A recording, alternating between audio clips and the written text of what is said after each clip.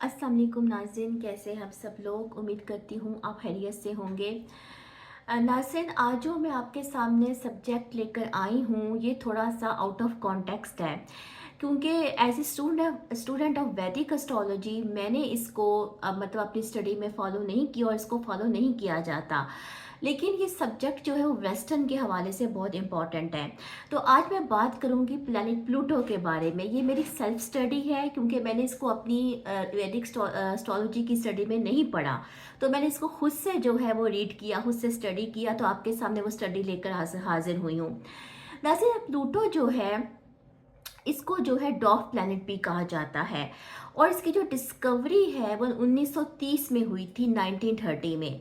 अब 1930 का जो दौर था वो ऐसा दौर था जो दुनिया के नक्शे पर डार्क एज तस्वुर किया जाता है, क्योंकि यही वो पीरियड था जब सेकेंड वर्ल्ड वार जो है वो उसका आगाज़ जो है वो होने जा रहा था, और दुनिया जो है वो डिस्ट्रक्शन में डूबने जा रही थी। न्यूक्लियर और एटॉमिक एनर्जी का जो है वो दौरा था। हिटलर का, स्टेलियन का, यानी डिक्टेटर का ये दौर था। और बहुत ज़्यादा जो है वेस्टर्न वर्ल्ड में जो है वो यूनाइटेड स्टेट्स में, अमेरिका में, यूरोप में क्यास का आलम था। उस वक़्त जो है 1930 में जो है वो प्लैनेट प्लूटो की डिस्कवरी हुई। प्लूटो जो है नाज़रीन, ये बहुत ज़मीन से दूर है, हमारे सोलर सिस्टम से बहुत दूर है। संप्रदाय में इसको जो है वो बाइनरी प्लैनेट कहा जाता है, यानी कि इसकी साख्त ऐसी है कि जो एस्ट्रोनॉमर्स हैं वो ये कहते हैं कि इसकी जो साख्त है वो समटाइम्स मतलब इन सम वे वो मून के ऑर्बिट के साथ कनेक्टेड है। ठीक है, तो ये जो है प्लैनेट जो है इसकी बॉडी किसी और बॉडी के साथ जुड़ी हुई महसूस होती है। नाज़रीन, ये है प्लैनेट प्लूटो।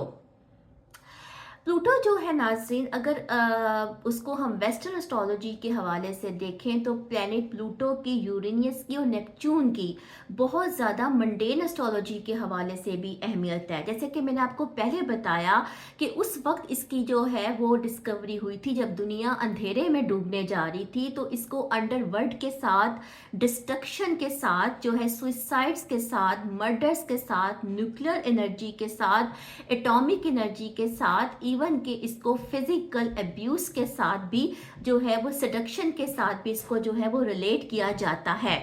नाज़रीन, वेस्टर्न के हिसाब से प्लूटो की जो रूलरशिप है वो स्कॉर्पियो के साथ है, यानी 8th हाउस के साथ जो है वो प्लूटो की रूलरशिप है। और 8th हाउस का जो सब्जेक्ट है उसका तीन मेन थीम है, जो कि प्लूटो के भी थीम है। पहला थीम जो है वो उसका है पैसा, इनहेरिटेंस। और इस इनहेरिटेंस जो है उससे इंसान एक ग्रेट मनी हासिल करता है। दूसरी चीज़ है जिन्स की पावर, ठीक है। और तीसरी चीज़ जो है वो है डेथ, यानी कि मौत का खौफ। अब ये तीन चीज़ें ऐसी हैं जिनकी वजह से, जिनको मिस यूज़ करके जो है या लोगों को इस्तेमाल भी किया जाता है। इसीलिए प्लैनेट प्लूटो के पास जो है वो दुनिया को कंट्रोल करने की पावर है, क्योंकि इसके पास न्यूक्लियर एनर्जी भी है। नाज़रीन, इसको अंडरवर्ल्ड जो है वो एक और ज़मरे में भी समझा जाता है। इसके पीछे मैं थोड़ी सी आपको मिथोलॉजी का भी हवाला दूंगी। जैसे कि हम अपनी वैदिक स्टडी में भी जो है वो पुराने मिथ पढ़ते हैं, जो हम नक्षत्रा की स्टडीज़ में भी पढ़ते हैं, हर प्लैनेट के साथ भी जो है वो ये चीज़ इन्वॉल्व है। इस तरह वेस्टर्न में भी जो है मैथोलॉजी है।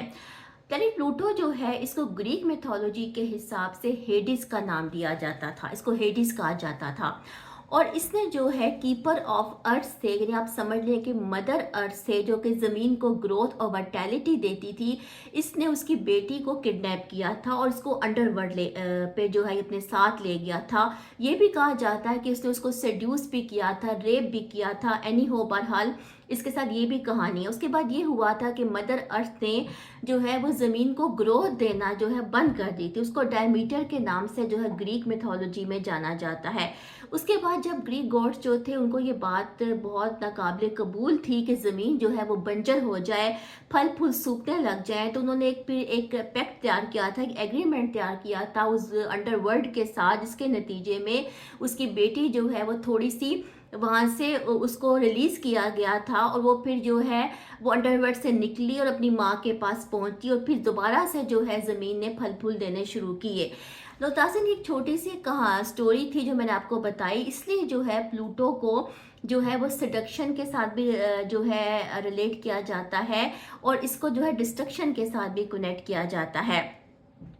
नाज़रीन, वेस्टर्न एस्ट्रोलॉजर्स जो हैं उनके ख़्याल में जो आउटर प्लैनेट्स हैं वो साइकोलॉजिकल इम्पैक्ट ज़्यादा रखते हैं बनिस्बत फिज़िकल इम्पैक्ट के।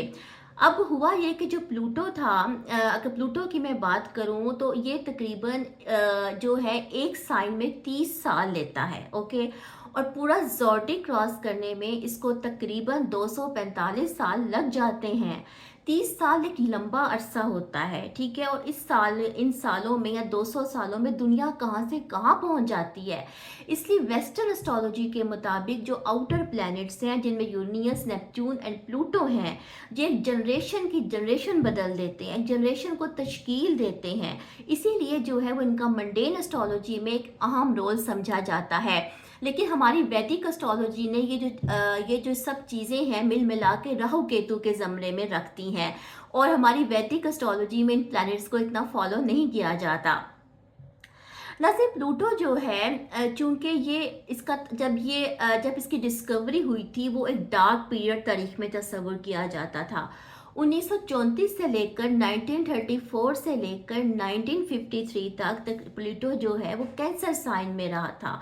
और कहा जाता है कि ये वक्त जो था ये दुनिया की सिक्योरिटी के लिहाज से बहुत ज़्यादा जो है वो अलार्मिंग था। इसी दौर में 1947 में हमारा मुल्क पाकिस्तान भी मार्ज़ वजूद में आया था, और जब पाकिस्तान बना था तो उस वक्त प्लूटो जो था वो कैंसर साइन में मौजूद था, और दुनिया की सिक्योरिटी के लिहाज से बहुत ज़्यादा उस वक्त दुनिया को चैलेंजेस दरपेश थे, ओके। और जो मुमलिकतें उस वक्त मार्ज़ वजूद में आई हैं वो अंडर चैलेंजेस रही हैं।